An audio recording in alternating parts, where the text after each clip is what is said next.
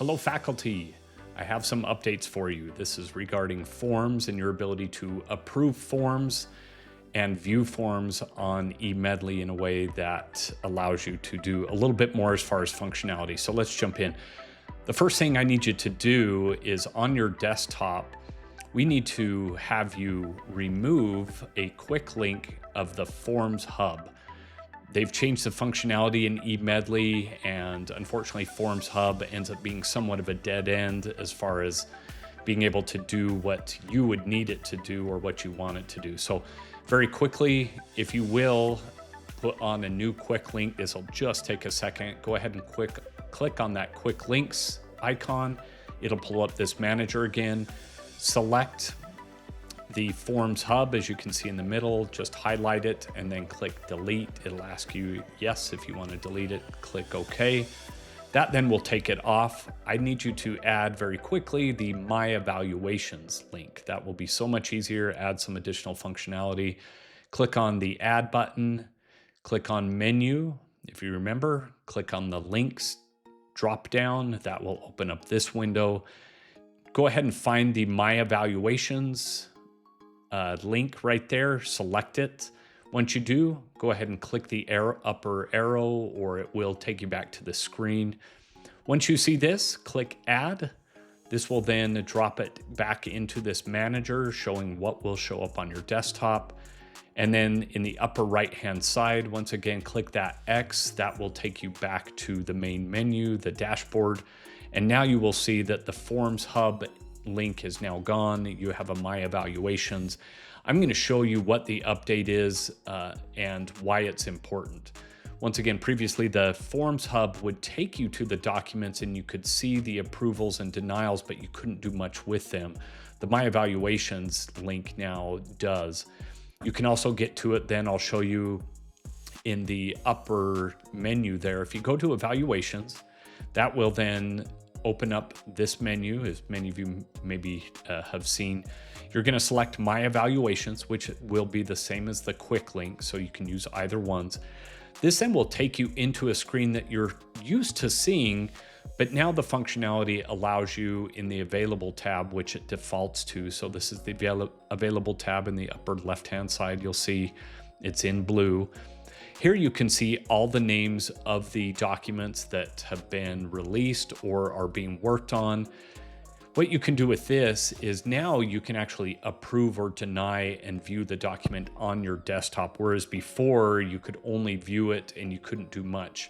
So what you would do is if you want to go ahead and view it and approve and deny it, go ahead and select the document that you want. In the upper right-hand side, you're going to click Review this time. This will allow then the document to pull up. As you pull up this document, you will see now in the bottom right-hand side that you can approve or deny the document. Now, approving the document will do the same thing as the email, where it will just update it and say that you approved it, and away you go. That's fine. For documents that you want to provide feedback, for example, if you've looked through the learning contract and you think you want your student to make some changes, update some things, that is possible, but there's going to be a different method than you were used to in Swift.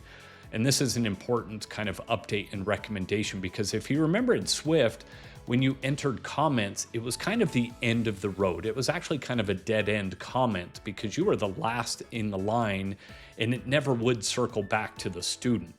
So the new kind of operations that I would like you to do or get used to doing, and this actually will be a stronger way to track this, is if you deny the document, meaning that you want the student to make changes, here's what I would have you do.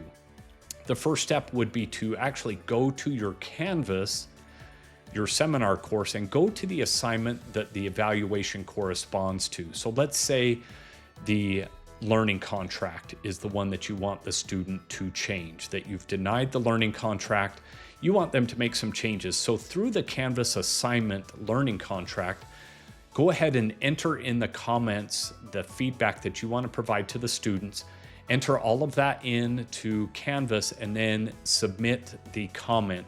That way we can begin to track the comments. It will relay those comments through the assignment back to the student. Now, when the student gets that Canvas feedback, what you can tell them to do, or even as part of your Canvas comments, is these following steps. So once you've submitted the comment through the feedback, through the assignment in Canvas, inform the student that they then can go back into, or need to go back into, their eMedley forms. Go ahead and open up their document, the form that they need to, using the edit function in the actions button. They should be able to go ahead and just highlight the document, go to edit in the upper right-hand side. Once they open up the document, they can make the changes. Once they make the changes that you've asked them to at the very bottom, they can hit submit again, and then that will send it back out for your approval and for the AFI's approval again.